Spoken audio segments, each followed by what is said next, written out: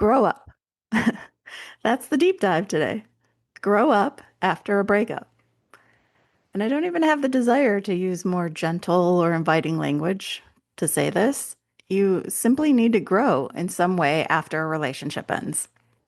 Breakups can be a rich source of information about yourself if you let them. On the show, for example, Scott pinpointed things that he's learned about himself, and he'll be wise to carry those lessons into his next relationship. Now, in other deep dives, I've talked about doing an honest postmortem of a relationship and ways to gain healing or closure. I recommend you go back to the archives and take a listen to some of those.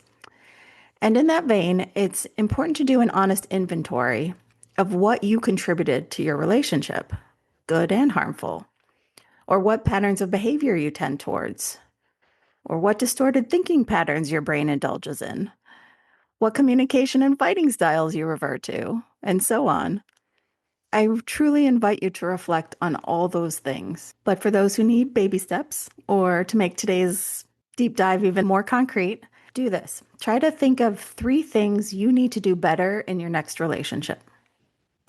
And I guess similarly, 3 pitfalls or patterns you want to avoid.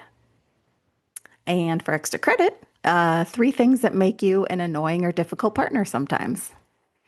On the show, Scott mentioned wanting a balanced and well-rounded mate. And we discussed the helpfulness of also being balanced and well-rounded for your mate, which is something that can take personal work on your part. We want our partner to be some grand prize and sometimes neglect to be a prize to them.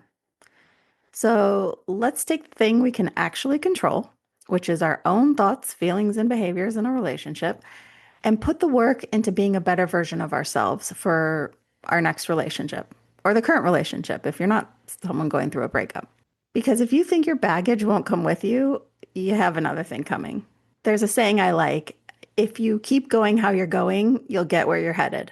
So when you have a breakup, it's an optimal time to take inventory and accountability so you don't end up on the same path and destination again. That's it, short and sweet today. If you want to hear more on this topic, or please come be a guest on our show, email us at the unrelatingpodcast@gmail.com and follow us on our socials. We love to hear from you.